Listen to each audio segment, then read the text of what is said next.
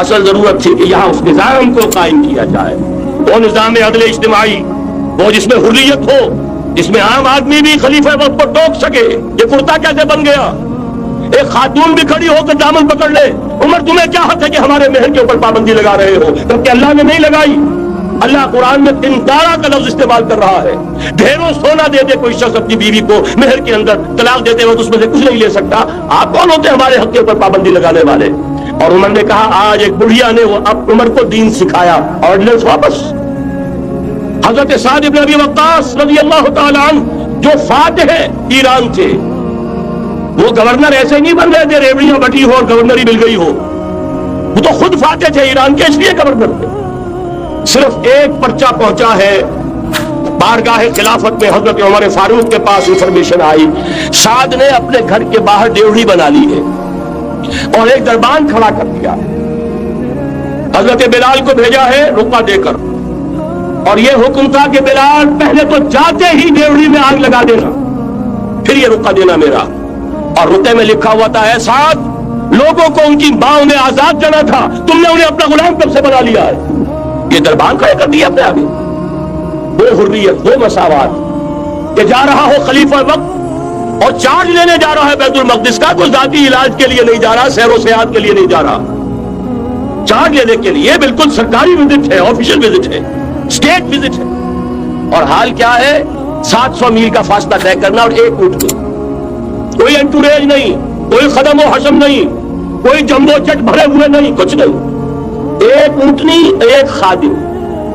اس ایک اونٹنی پر کیونکہ راستے کا راشن بھی ہے لہذا 2 آدمی نہیں بیٹھ سکتے، ایک بیٹھ سکتا۔ ایک منزل خلیفہ وقت بیٹھا ہوا ہے اوپر اور خادم نکیل پکڑ کر چل رہا ہے، اگلی منزل خادم اوپر بیٹھا ہے اور خلیفہ وقت عمر عبد الخطاب رضی اللہ تعالی عنہ اور وہ آگے آگے نکیل پکڑ کر چل رہے۔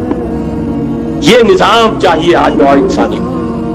اس کے انتظار میں، اس کی تلاش میں نوع انسانی نے کتنے تجربے کر لیے، کیسی چھلانگیں لگائی، ملوکیت ختم کی، آسمان سے گرا کھجور میں اٹکا، جمہوریت آئی نام نہاد، لیکن وہ سرمایہ دارانہ نظام بن کر آگے سے بڑھ کر لعنت بن گئی۔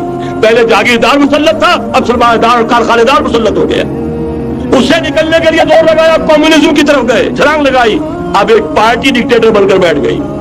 انسان رست از یک بنتا استاد در بندے دیگر، ایک چیز سے غلامی سے نجات پاتا ہے، دوسری میں پھنس جاتا ہے۔ اور کیوں؟ کہ وہ نظام عدل اجتماعی جو محمد عربی کو دے کر بھیجا گیا تھا، اس کے کسٹوڈین سوئے ہوئے، اس کے کسٹوڈین کو اندازہ ہی نہیں۔ یہ نسخہ تو ہمارے پاس تھا، ہمیں عمل کرنا تھا اور دنیا کے سامنے پیش کرنا تھا۔ پاکستان بنایا اس لیے گیا تھا کہ ہم اس کا ایک نمونہ دنیا کے سامنے پیش کریں گے۔ قائد اعظم نے فرمایا تھا کہ ہم یہ چاہتے ہیں کہ پاکستان کی صورت میں عہد حاضر میں اسلام کے اصول حریت و اخوت و مساوات کا ایک نمونہ قائم کر کے دکھائیں۔ کہاں ہے وہ؟ بھٹک گئے، سو گئے۔ بہرحال اب بھی وقت ہے، جب تک سانس تب تک آس۔ میرے عزیز نے تو ڈرایا ہے اور صحیح ڈرایا ہے۔ اللہ تعالیٰ نے 25 برس انتظار کیا تھا، پہلے عذاب کا کوڑا پھر مارا ہماری پیٹھ پر۔ فَلَنُذِيقَنَّهُم مِّنَ الْعَذَابِ الْأَدْنَىٰ دُونَ الْعَذَابِ الْأَكْبَرِ، بڑے عذاب سے پہلے چھوٹا عذاب کا مزہ چکھائیں گے، لَعَلَّهُمْ يَرْجِعُونَ، شاید کہ لوٹ آئیں۔ وہ ہم سے 1000 میل کے فاصلے پر ہوا تھا، اگرچہ 93,000 ہمارا کڑیل جوان، جن میں غالباً 43,000 فوجی، اور یہ کہ تقریباً اتنی تعداد میں جو غیر فوجی تھے، وہ اس ہندو کے غلام بنے، قیدی بنے، جن پر 800 برس تک، کہیں 600 برس تک، کہیں 1000 برس تک حکومت کی تھی۔ اتنی بڑی شکست کا کلنک کا ٹیکا ہماری پیٹھ پر پڑا۔ پہلے عذاب کا کوڑا آ گیا تھا، 25 برس ہو گئے تھے، قمری حساب سے نوٹ کر لیجئے، یہ نہ سمجھیے 24.25 برس ہوئے تھے، 24.25 برس قمری حساب سے 25 برس تھے۔ اور اب نوٹ کر لیجئے اگلے 25 برس کے پورے ہونے میں اگلے رمضان کی 27 تاریخ تک صرف مہلت ہے۔ نصف صدی پوری ہوا چاہتی، کوئی عجب نہیں اس عذاب الادنیٰ سے بعد ہم جاگے نہیں، ہوش میں نہیں آئے، کوئی عجب نہیں کہ بڑے عذاب کا کوڑا ہماری پیٹھوں کو برس گیا۔ لیکن مجھے یہ یقین ہے، نوٹ کر لیجئے، اگر یہ دوسرا امکان ہو گیا، خدا نہ خواستہ اللہ کے عذاب کا کوڑا ہماری پیٹھ پر برسا، مجھے یقین ہے اللہ ہندوؤں کو مسلمان بننے کی توفیق دے گا، لیکن اسلام کا بول بالا اسی خطے سے ہوگا۔ تاریخ میں یہ ہو چکا ہے، اے آیا فتنہ تاتار کے افسانے سے، پاسباں مل گئے کعبے کو صنم خانے سے۔ تاتاریوں کے ہاتھوں کروڑوں مسلمان قتل ہوئے، لیکن اسلام نے تاتاریوں کو فتح کر لیا، اور پھر اسلام کا مسلمانوں کا دوسرا دور عروج انہیں تاتاریوں کی مختلف شاخوں کے تحت ہوا۔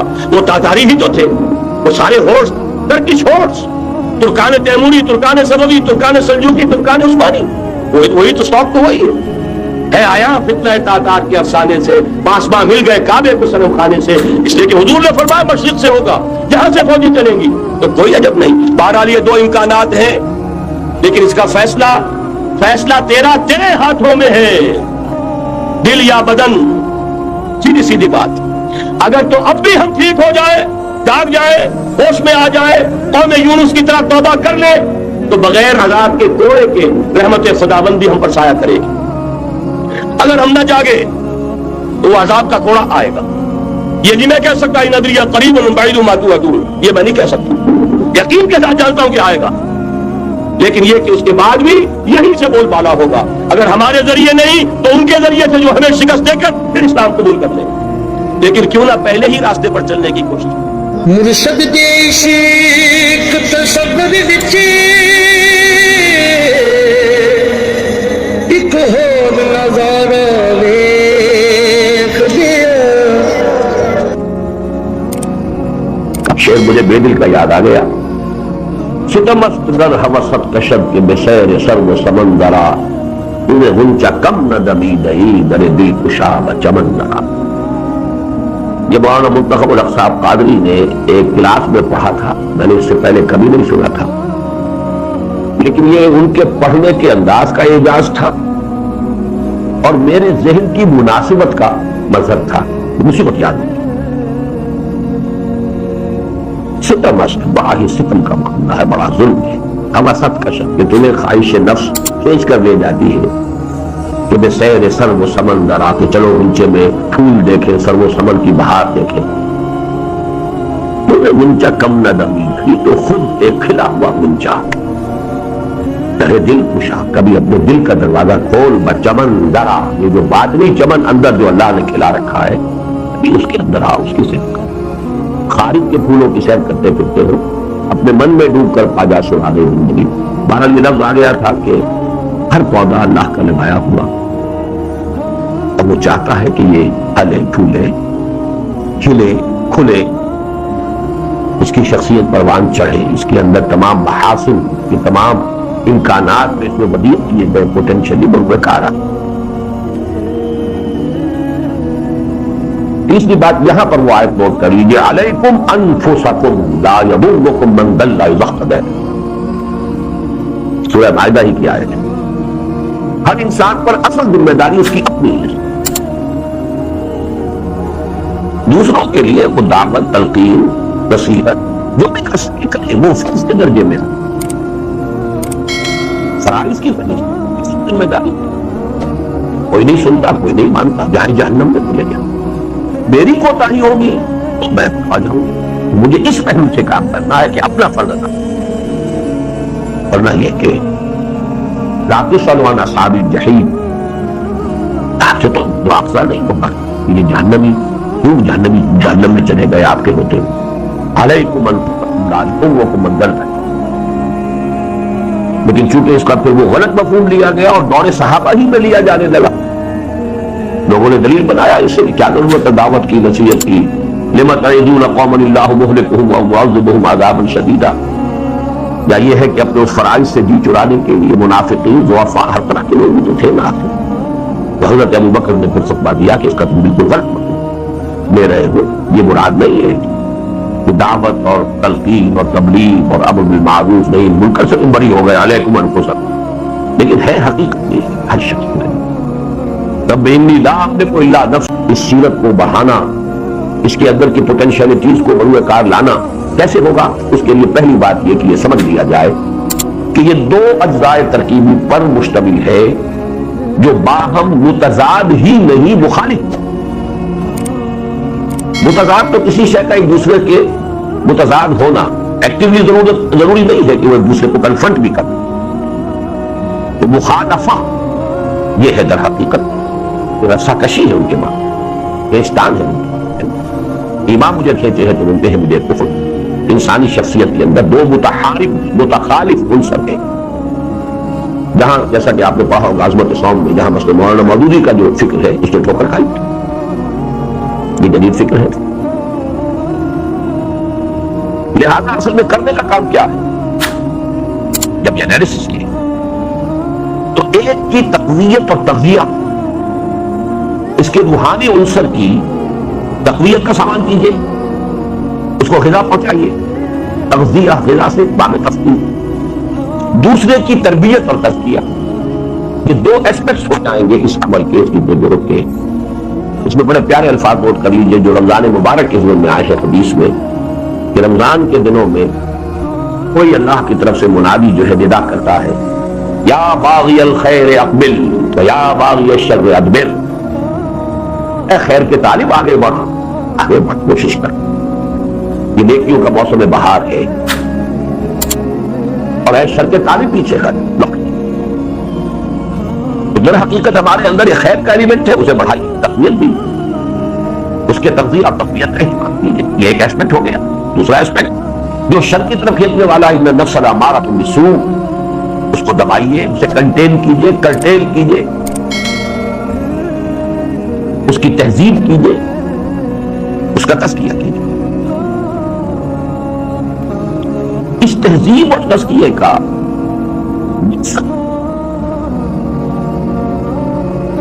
اس کی فنا نہیں، اینیہیلیشن نہیں،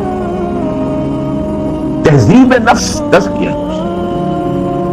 سیلف کنٹرول، ضبط نفس، سیلف پیوریفیکیشن، تزکیہ پیوریفیکیشن، ناٹ سیلف اینیہیلیشن۔ یہ سیلف اینیہیلیشن ان غلط چیزوں میں سے جو بعد میں ہم دیکھیں گے کہ وہ آئی ہے، کیوں آئی ہے، لیکن ان دونوں الفاظ کو نفس خوشی نہیں، جیسے خود کشی اپنے آپ کو ویسے ہلاک کر لینا، نفس کشی اپنے نفس کو مار دینا یہ نہیں ہے، بلکہ شاہ ولی اللہ دہلوی رحمۃ اللہ علیہ نے تو انسانوں کی جو قسمیں کی ہے، انسان میں یہ دو قوتیں ہیں، ملکوتی اور نمبر 2 بہیمی ہے، وہی دو۔ تو سب سے ٹاپ پر وہی لوگ ہیں کہ جن کی ملکوتیت بھی بہت قوی ہے، بہیمیت بھی بہت قوی ہے۔ بہیمیت جو ہے وہ کمزور ہے تو کام کیا کرے گا دنیا میں؟ کچھ بھی نہیں کرے گا، کیا کام کرے گا؟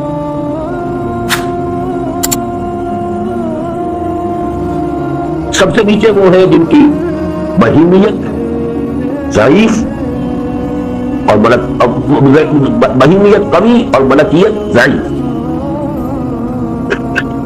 بارہ کو درجہ بندی ہوگی تو نوٹ کیجئے، اسلام میں سیلف اینیہیلیشن نہیں ہے، ضبط نفس، سیلف کنٹرول۔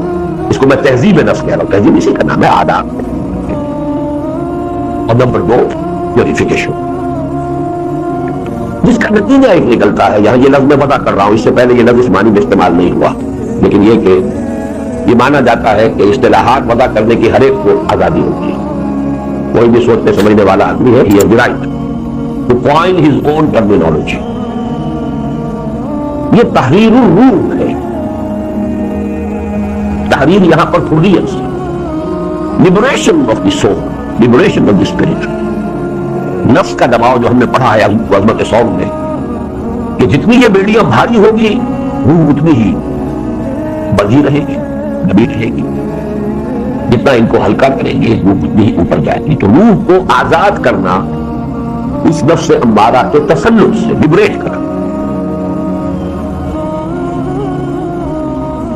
اب آئیے تیسرے نمبر پر، جب ہم نے 2 عنوانات معین کر لیے، پہلی بات یہ ہم نے لکھی کہ اصل مخاطب فرد ہے، فرد کی تعمیر، ترقی، یہ دین کا اصل مطلب۔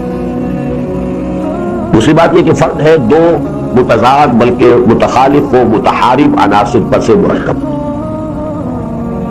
تیسری بات یہ کہ اب لازمی تقاضا کیا ہے کہ جو خیر کی قوت ہے، جو روح ہے، اس کی تقویت اور تغذیے کا بندوبست ہو، جو شر کی طاقت ہے، جو نفس امارہ ہے، جو حیوانی نفس ہے۔ اسلام نام ہے جبکہ ایمان صرف زبان پر ہے، at the tip of tongue, lip service تک ہے، زبانی اقرار ہے، یہ اسلام دل میں اتر گیا ہے، تصدیق بالقلب، یہ ایمان ہے۔ اور جب اس میں وہ شدت اور گہرائی پیدا ہو جائے، کہنا کا کام ہمارے اس سے اونچی کوئی اور مثال نہیں ہے. ہماری زبان ہے, اس کے لیے 12 تمثیل وہیں سے لانی پڑی. کہاں سے لانی؟ اس لیے کہ میری آنکھوں کا دیکھا کیسے یہ تصریف بن وہ یہ بات بنے سکتی ہے, جس سے آگے ہمارے پاس یقین کے لیے کوئی استعارہ نہیں ہوتا. وہی ایمان جب اس شدت کو پہنچ جاتا ہے کہ کرنا کا تراہ فإن لم تكن تراہ فإنه يراك, یا کم سے کم یہ استحضار ہو کہ اللہ مجھے دیکھ رہا, I am in his eyes, I am in his presence.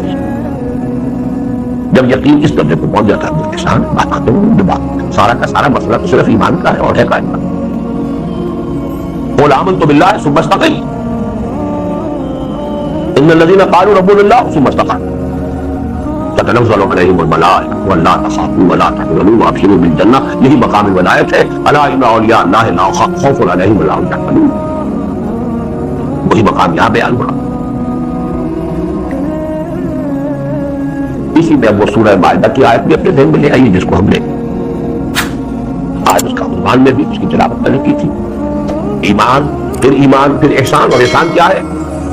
وہ ایمان اس درجے کو پہنچ جائے کارنا کا تراؤ فإن لم تكن تراؤ فإنه يراك. یہی حدیث جبرائیل میں اخبرنی عن الاسلام اخبرنی عن الایمان اخبرنی عن الاحسان. اب یہاں میں ذرا ایڈریس کر رہا ہوں, اس کو اضافی ایک موضوع سمجھیے, لیکن ہے اس سے متعلق, اس میں اپینڈکس کے درجے میں ہے.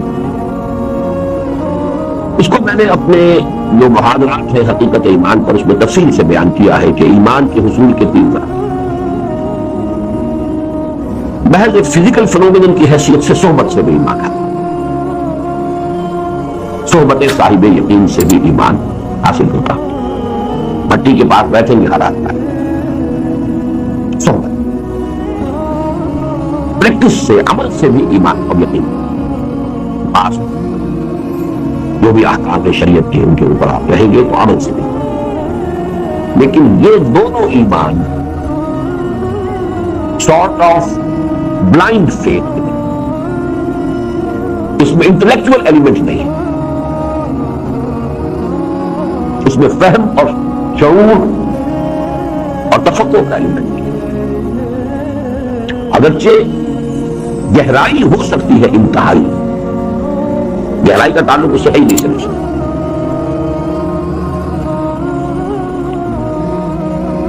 گہرائی تو ہوگی لیکن گیرائی کو اگر ہم وسعت کی معنی میں لیں, ایکسٹینٹ, وسعت فکر و نظر, وہ اس میں نہیں. میں گہرائی کو ادھر لے رہا ہوں شدت کے لیے, شدت یقین, اور گیرائی جو وسعت فکر و نظر کے ساتھ, وہ اس میں نہیں. اس ایمان کی کہ جس میں یہ انٹلیکچوئل ایلیمنٹ بھی ہو, گہرائی کے ساتھ گیرائی بھی ہو, وہ ایمان جو اعلیٰ وجہ البصیرت ہو, اعلیٰ بصیرت انا ومن اتبعنی کا مصداق ہو, وہ صرف وہ قرآن سے ملے گا اور کہیں سے ملے گا.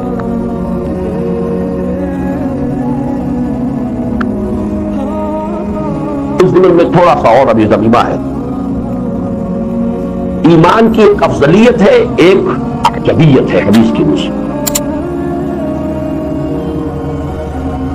افضلیت جو ہے اس کی, وہ صحابہ کرام کی مسلم ہے, اہل سنت کے تصدیق.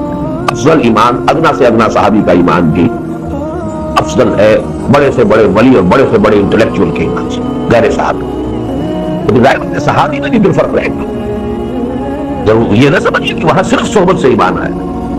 صحبت کا ایمان تو سب میں مشترک ہوگا, لیکن ان میں انٹلیکچوئل, انہوں نے قرآن مجید سے جس طریقے سے اخذ کیا ہے, تو یہ نہ سمجھیے کہ صحابہ کا معدلہ ایمان it was devoid of that element or devoid of that dimension. تو لیکن کوئی صحابی ایسے ہو سکتے ہیں کہ جن کا وہ انٹلیکچوئل جو ہے وہ غیبت نہ ہو, وہ مقام نہ ہو, اور ان کے ہاں صرف بلائنڈ فیتھ ہو, لیکن وہ بلائنڈ فیتھ صحبت محمدی سے ملا صلی اللہ علیہ وسلم, تو وہ افضل رہے گا قیامت تک.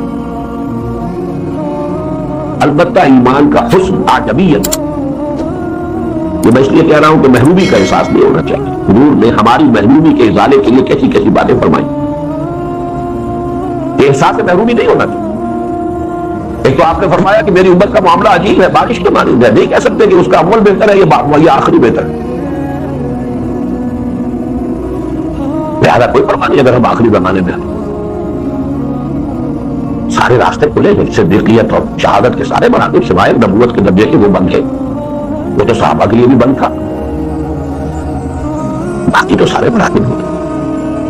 آئیے گوئے ہے اور چوگا مجھے آپ تمام اکتساب کرو، باقی ہر شے اکتسابی ہے سوائے مرتبہ نبوت. دوسرے آپ نے فرمایا، وہ جو ایمان کی حدیث میں نے بارہا سنائی ہے کہ حضور نے سوال کیا ای الخلق اعجب الیکم من محمد، صحابہ سے سوال کیا کہ جملہ مخلوقات میں سے سب سے حسین ایمان ذرا سوچو. اب انہوں نے پہلے کہا کہ ملائکہ، آپ نے فرمایا ملائکہ، ان کا کیا کمال ہے، کون سا تیر مارا انہوں نے ایمان میں. وما لهم لا يؤمنون وهم عند ربهم، کیسے ایمان نہ لاتے ہو تو اپنے رب کے حضور میں حاضر ہیں، یہاں آئے ہو کشف ہے. ان کا الانبیاء وما لهم لا يؤمنون والوحی ينزل علیہم کی تقویت جس کو ہم کہہ رہے ہیں وہ ہے ذکر الہی، اس کا حاصل ایمان، اور اس میں اصل شے قرآن. یہی وجہ ہے کہ قرآن نے اپنے آپ کو ہی الذکر کہا، نیز ذکر الذکر. اب یہاں الف لام عصر کا بھی ہو سکتا ہے، ان کا تو ذکر ہے،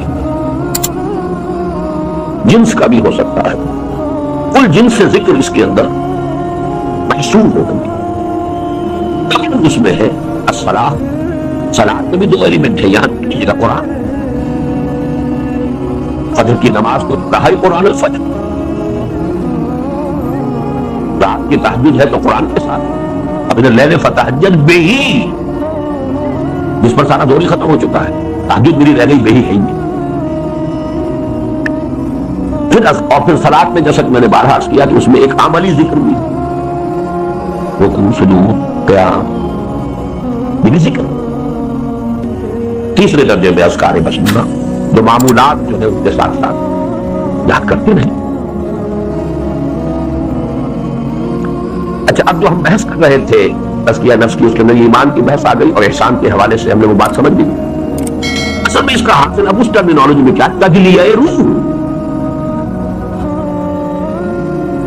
جس کو صوفیہ کہتے ہیں کہ جیسے یہ سورج کی جو کرن ہے یہ ٹھنڈی پڑتی حرارت نہیں دیتی، ذکر کے ذریعے سے گویا کہ اس کو آپ نے یہاں سے گرم کرنا شروع کیا، روشن کرنا شروع کیا. اس کی روشنی بھی ختم ہوئی ہے اس وقت، اس کی حرارت بھی ختم ہوئی. اس کو روشن کرنا یہ تجلیہ ہے. اور یہاں بھی میں لفظ تحریر روح لانا چاہتا ہوں، لیکن یہاں تحریر حرارت کی، روح کا تجلیہ اور روح کو حرارت بہت پہنچانا یہ ذکر. ذکر میں ٹوٹل ذکر، اصل ذکر قرآن، پھر صلاح، پھر اذکار مسنونہ. یہ جو تحریر روح، اب میں نے دو معنی میں استعمال کی ہے. ایک لبریٹ کرنا، جیسے کہ بھاری بیڑیاں پڑی ہوئی تھی ان کو نکالا وہاں سے. یضع عنہم اسرہم والاغلال التي كانت علیہم، اسر و اغلال بیڑیاں پڑی ہوئی ہے، توق پڑے ہوئے، ان کو ہٹایا جانا. اور تحریر حرارت، اس کا نتیجہ کیا نکلے گا؟ یہ پروٹائنس کے الفاظ نکلی، بڑے پیارے الفاظ ہیں. ظاہر بات ہے کہ جہاں سے بھی ہمیں حکمت جہاں سے ملے لیں. Flight of the alone to the alone, پرواز تنہا ہمارے اندر. روح کا کسی سے رشتہ نہیں، نہ روح کسی کے باپ نہ کسی کا بیٹا، نہ روح کسی کا شوہر، نہ روح کسی کی بیوی. تنہا انڈیویجولیٹی. اس کو اچھی طرح سمجھیے. جدید فلسفے میں بھی یہ جو کرب کا لفظ آیا ہے، ایگزسٹانشلزم، کرب، جو شخص ذرا بھی ذہنی اور نفسیاتی اعتبار سے حیوانی لیول سے بلند ہونا شروع ہوتا ہے، اس میں تنہائی کا احساس بڑھنا شروع ہوتا ہے. جتنا آپ کے تنہائی کا احساس ہوگا اتنے ہی آپ بلند تر ہوئے ہیں اپنے حیوانیت سے. اس لیے کہ وہ جو ایلیمنٹ ہے ہمارا، باقی سارے ایلیمنٹ ہے، ماحول سے رشتہ داریاں ہیں، تاثر اور انفعال ہے، تاثیر اور فعل ہے. یہ ایک ایلیمنٹ ہے ہمارے اندر، اور ایک ہے وہ الون الاحد، روح کی پرواز اللہ کی طرف. اور اپنے مرکز کی طرف مائل پرواز کا حسن. کل شیء یرجع الی اصلہ، ہر شے اپنی مرکز کی. وہ اپنا چاہتی تو ہے، بیڑیاں پڑی ہو تو کیا کرے، اجرے میں ہے تو بندہ پھڑپڑاتا رہے گا کہ ریکنسائی کر لے کہ ٹھیک پھڑپڑانے کا اپنے پر ہی گرانے. تو flight to be alone, to be alone. یہاں اگر چاہے تو دو شعر لکھ لیں علامہ اقبال کے. بڑا دل سوخت بر تنہائی او، بڑا دل سوخت، میرا دل جلتا ہے صدمے سے رنج سے. بر تنہائی او کہ اللہ اکیلا رکھا ہے.